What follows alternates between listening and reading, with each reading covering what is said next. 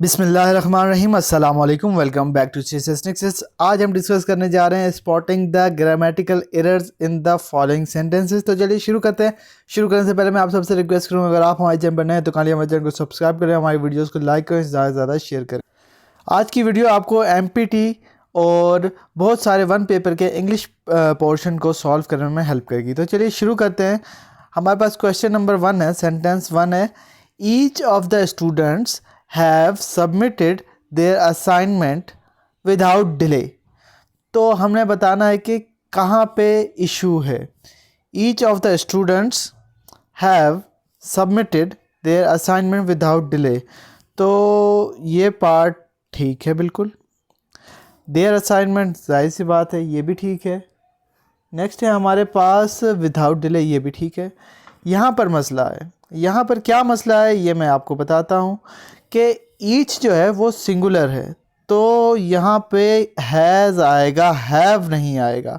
Singular के साथ singular verb आता है, singular subject always take singular verb. Next question की तरफ चलते हैं। तो ये हो जाएगा each of the students has submitted their assignment without delay. Next question है, neither of the boys were present in the class yesterday. तो यहाँ पर इशू लग रहा है आपको, neither of the boys were present in the class yesterday. तो issue कहाँ पर है? इशू यहाँ पर है ऑप्शन बी में, क्योंकि नीदर भी जो है वो भी सिंगुलर है। Singular always take the singular subject, always take the singular verb. Neither of the boys was present, यहाँ पे वॉज आएगा। Neither of the boys was present in the class yesterday. Next question की तरफ चलते हैं, and that is he is junior then me by 2 years in service. तो कहाँ issue लग रहा है आपको? Option A he is, option B junior then, option C me by 2 years, option D in service. तो इशू इसका option B में है। जब भी आपने यूज़ करना है जूनियर, सीनियर, इन्फीरियर, सुपीरियर, तो ये वर्ड हमेशा अपने साथ प्रपोजिशन टू लेते हैं। He is junior to me by 2 years in the service. तो आपने ये चीज़ें नोट कर लेनी है। सुपीरियर, इन्फीरियर, जूनियर, इन सब के साथ प्रपोजिशन टू आती है, देन नहीं आती। नेक्स्ट क्वेश्चन की तरफ चलते हैं, that is question number 4। Sentence number 4, the teacher as well as the students were late for the class. तो बच्चों कहाँ पे आपको मिस्टेक लग रही है? इसमें आपने एक स्ट्रक्चर याद रखना है। जब भी हमारे पास मिस्टेक है, इसमें बी में मिस्टेक है। अब क्या मिस्टेक है ये मैं आपको बताता हूँ। जब भी आपके पास एज वेल एज हो, तो आपका सेंटेंस जो है ना, वो सब जो शुरू में सब्जेक्ट होता है उसके साथ वर्ब एग्री करना चाहिए। The teacher as well as the students. अब आप लोगों को पता होगा कि स्टूडेंट्स देख के यहाँ पे वर्ब लगा हुआ है, तो आपने कहना है कि ये ठीक है। बट जब भी एज वेल एज आ जाए तो फर्स्ट सब्जेक्ट के हिसाब से हमने वर्ब यूज़ करना होता है। The teacher as well as the student was late, was यहाँ पे आएगा, वॉज लेट आएगा। समझ आई आपको कि जब भी ये स्ट्रक्चर आ जाए एज वेल एज, तो हमेशा सब्जेक्ट 1 के हिसाब से ही हमने वर्ब को एग्री कराना है। अगर सब्जेक्ट 1 या फर्स्ट सब्जेक्ट जो है हमारा सिंगुलर है, तो वर्ब भी हमारी सिंगुलर होगी। अगर वो प्लूरल है तो वर्ब भी हमारी प्लूरल होगी। नेक्स्ट क्वेश्चन की तरफ चलते हैं, and that is she has been suffering with fever since Monday continuously. तो आप बताएं आपको यहाँ पे क्या इशू लग रहा है? बहुत से लोगों को सी में इशू लग रहा होगा कि सिंस और फॉर की मिस्टेक होगी, बट यहाँ पे ये सी मिस्टेक नहीं है, सिंस इज़ ठीक, सही से यूज़ हुआ है। शी हैज़, देखें यहाँ पे शी है तो हैज़ यूज़ हुआ है, ये भी ठीक है। She has been suffering from fever since Monday continuously. तो इसमें जो है मिस्टेक है ऑप्शन बी में, और वो मिस्टेक ये है कि सफरिंग विथ नहीं, सफरिंग फ्रॉम आएगा यहाँ पे। She has been suffering from fever since Monday continuously. तो ऑप्शन बी में इशू है। नेक्स्ट सेंटेंस है हमारे पास, the sceneries of Kashmir are really beautiful. तो इसमें मिस्टेक कहाँ है, ब्यूटीफुल में, सीनरीज में, या फिर आर रियली में? तो इसमें जो इशू है वो कॉमन सेंस का इशू है, और वो है ऑप्शन ए। ऑप्शन ए में इशू है कि द सीनरीज कोई वर्ड नहीं होता, सीनरी होता है, ठीक है।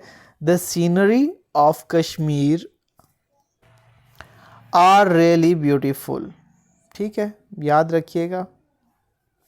सीनरी का कोई प्लूरल फॉर्म नहीं होता, तो इसी को हम सिंगुलर के तौर पे भी यूज़ करते हैं, इसी को हम प्लूरल के तौर पे भी यूज़ करते हैं। नेक्स्ट हमारे पास सेंटेंस है, he is good in mathematics but weak in English. तो यहाँ पे भी प्रेपोजिशन का इशू है। जब भी आपने गुड की बात करनी होती है तो गुड के साथ आप एट यूज़ करते हो, प्रेपोजिशन एट यूज़ करते हो। He is good at mathematics but weak in English, weak के साथ इन इज राइट, और यहाँ पे हमारे पास एट आना चाहिए। ही is good at mathematics. Next question की तरफ चलते हैं, and that is neither the manager nor his assistant was available at that time. तो जैसे हमने याद रखा है कि एज वेल एज में जो पहला सब्जेक्ट है उसके साथ वर्ब एग्री करेगा, इसी तरीके से नीदर और नॉर में नॉर के साथ जो नियरेस्ट सब्जेक्ट होगा उसके साथ हमने एग्रीमेंट करानी है वर्ब की। तो मिस्टेक आपको समझ आ गई होगी कि मिस्टेक सी में है। Neither the manager nor his assistants were available, यहाँ पे आएगा were available at that time. Neither the manager nor his assistants were available at that time. Next question की तरफ चलते हैं, and that is he did not knew the answer to the question asked by teacher. तो इसमें क्या है mistake, इसमें जो है सिंपल सी मिस्टेक है। ही डिड नॉट, जब भी डिड नॉट आ जाए तो आपने वर्ब की फर्स्ट फॉर्म यूज़ करनी होती है। He did not know the answer to the question asked by teacher, तो मिस्टेक होगी आपकी बी में। समझ आ रही है आपको? कमेंट में अपनी कीमती राय से हमें ज़रूर आगाह किया करें कि आपको समझ आ रही है कि नहीं आ रही। अगर आप हमारी व्हाट्सएप फैमिली का हिस्सा नहीं है, लिंक डिस्क्रिप्शन में है, उसे क्लिक करके हमारी व्हाट्सएप फैमिली का भी हिस्सा बन जाइए। He did not know the answer to the question asked by teacher, ठीक है। नेक्स्ट क्वेश्चन है हमारे पास 10। I prefer coffee then tea in the morning. तो यहाँ पे भी प्रेपोजिशन का इशू है। I prefer coffee to, prefer के साथ हमेशा आता है टू, प्रिफर के साथ हमेशा आता है to. I prefer coffee to tea in the morning.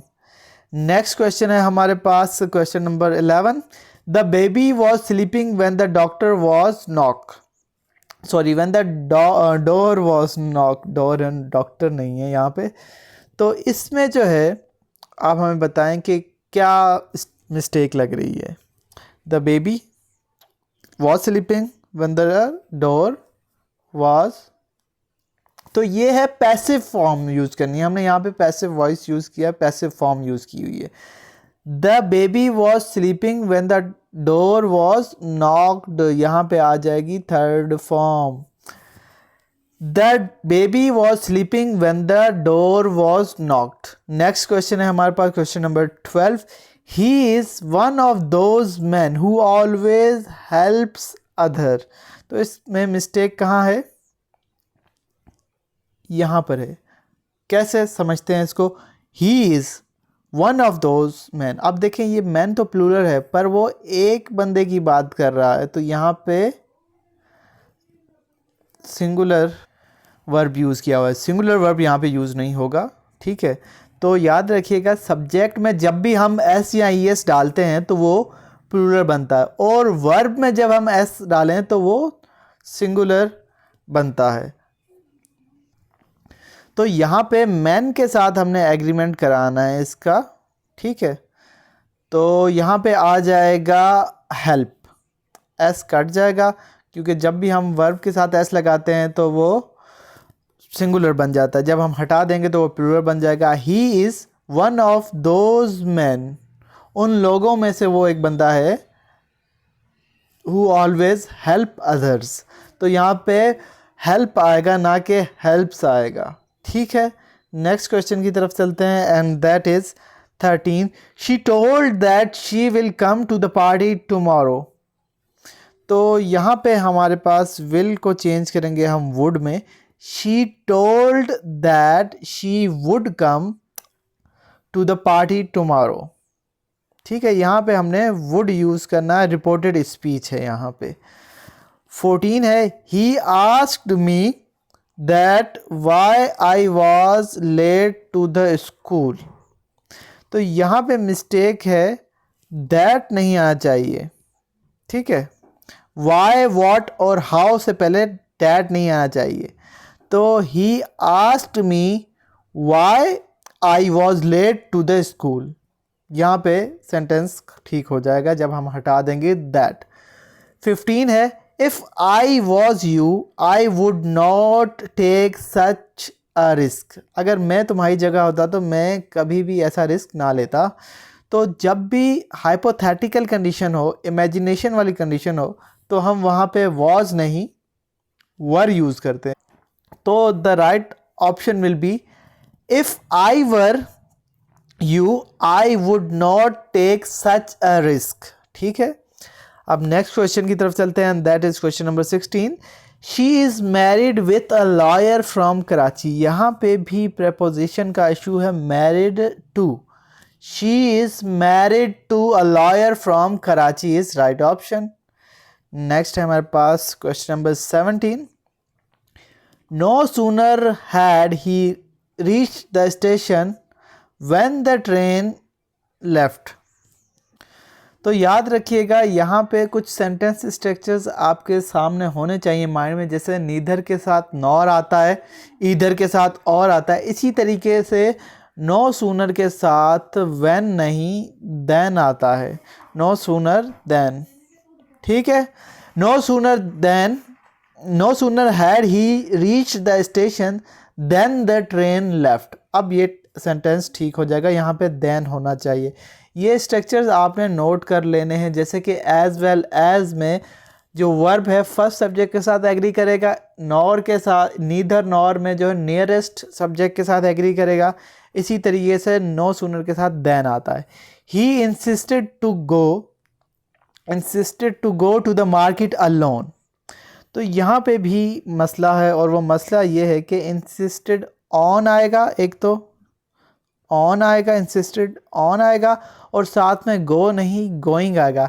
He insisted on going to market alone, that would be right option. He insisted on going to market alone. अब है 19। She said that she was feeling herself tired, ठीक है। Question number 19 में मसला कहाँ है? She said that she was feeling herself tired. तो यहाँ पे रिफ्लेक्सिव प्रोनाउन जो यूज़ हुआ हुआ है इसकी ज़रूरत नहीं है। She said that she was feeling tired, यहाँ तक हमारा मीनिंग क्लियर है कि वो कह रही थी कि वो थकी हुई महसूस कर रही है, यहाँ फीलिंग टायर्ड। तो हर सेल्फ आने की ज़रूरत नहीं है यहाँ पे। नेक्स्ट क्वेश्चन की तरफ चलते हैं and that is Either Rida or her sisters has broken the glass। तो यहाँ पे देखें सेंटेंस स्ट्रक्चर इधर के साथ और आता है, ये तो ठीक है। तो इसमें क्या इशू होगा? Either Rida or her sisters has broken the glass, the glass भी ठीक है, तो यहाँ पे मसला है हैव आएगा। Either Rida or her sisters have broken the glass. जिस तरह नीदर नॉर में नॉर के साथ नियरेस्ट सब्जेक्ट के साथ हम वर्ब एग्री कराते हैं, इसी तरीके से और के साथ जो नियरेस्ट वर्ब है उसके साथ हम एग्री कराएंगे वर्ब को, तो हैव आ जाएगा। ईदर रिदा और her sister have broken the glass. Next question की तरफ चलते हैं and that is question number 21। I am looking forward to meet you soon. तो बज़ाहिर तो ये आपको ठीक लग रहा होगा, बट याद रखिएगा कि looking forward always takes gender, gerund. Gerund क्या होता है कि verb used as noun. I am looking forward to meeting you soon, तो यहाँ पे आएगा I am looking forward to meeting you soon. तो इशू है सी ऑप्शन में, यहाँ पे जेरेंड यूज़ होगा, आईएनजी फॉर्म यूज़ होगी वर्ब की। I am looking forward to meeting you soon. Question number 22 है हमारे पास, the police is investigating the matter seriously. The police is investigating the matter seriously, तो आपको कहाँ पे इशू लग रहा है बताइए।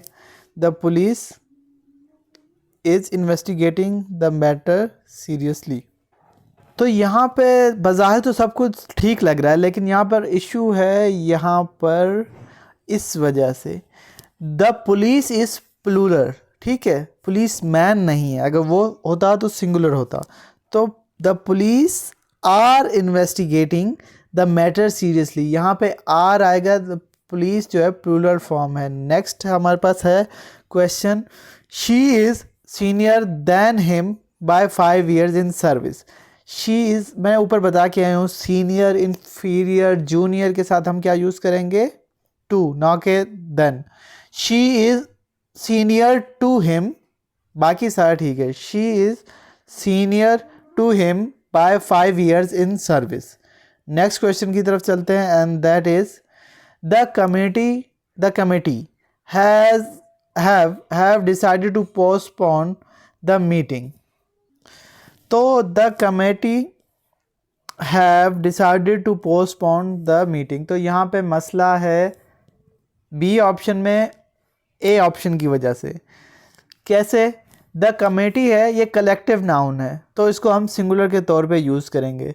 The committee has decided to postpone the meeting, तो यहाँ पे हैज़ आएगा, has will be right option. The committee has decided to postpone the meeting.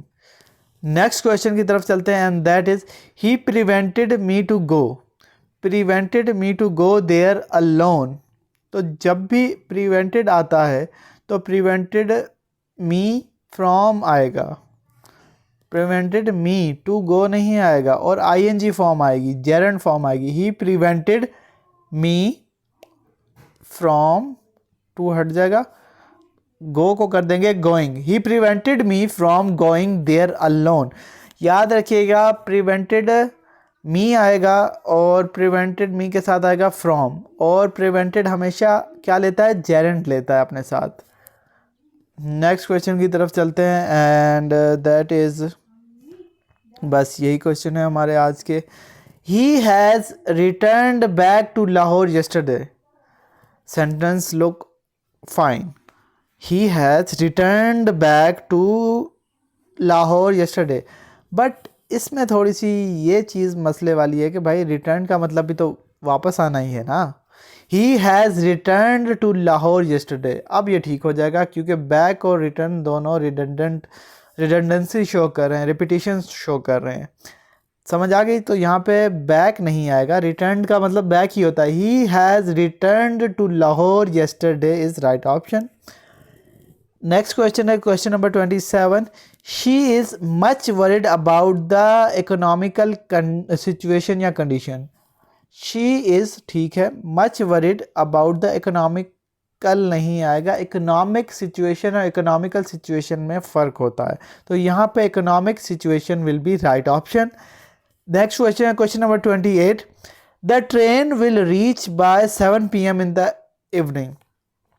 भाईजान यहाँ पे आपने पीएम यूज़ किया और यहाँ पे आपने इवनिंग यूज़ किया है, यहाँ पे भी रिटंडेंसी शो की गई है। The train will reach by 7 PM fine है, इन द इवनिंग लिखने की ज़रूरत नहीं है क्योंकि पीएम जो है वो यही शो कर रहा है कि वो इवनिंग में ही जो है ना ट्रेन पहुँचेगी। समझ आ गई, होपफुली आपको समझ आ गई होगी। अब नेक्स्ट है हमारे पास question number 29, I am used to get up early in the morning. तो ये अगर आप बहुत ज़्यादा एक्सटेंसिव रीडिंग करते हैं तो आपके दिमाग में आना चाहिए कि इसमें मसला यहाँ है, उसके अलावा और कोई मसला इसमें नहीं है। I am use to getting up early in the morning. अब ये यूज टू के साथ भी हमेशा जेरंड आता है, आईएनजी फॉर्म आती है, तो getting up in the morning, ठीक है। I am use to getting up in the morning, और इसमें क्यों इशू है कि यूज टू हमेशा followed by gerund, ING form. Question number 30, and that is our last question for today's video. That is, hardly had I reached home, then it started raining. Hardly के साथ हमेशा when आता है, याद रखिएगा। No sooner के साथ then आता है। तो ये कुछ सेंटेंस स्ट्रक्चर है, ये आपके माइंड में हमेशा होना चाहिए। Hardly had I reached home when it started raining। ये था आज का इंग्लिश पोर्शन। होपफुली आपको समझ आ गई होगी। अगर वीडियो पसंद आती है तो हमें कमेंट में ज़रूर बताएं और इसे ज़्यादा से ज़्यादा शेयर करें, इसे लाइक करें। मिलते हैं एक नई वीडियो के साथ, तब तक के लिए अल्लाह हाफिज़।